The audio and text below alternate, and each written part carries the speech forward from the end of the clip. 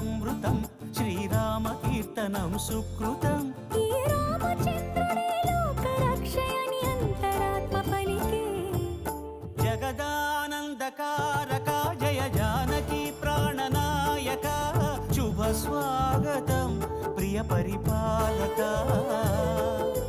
జగదానందకారక జయ జానకి ప్రాణనాయక శుభ స్వాగతం ప్రియ పరిపాలక.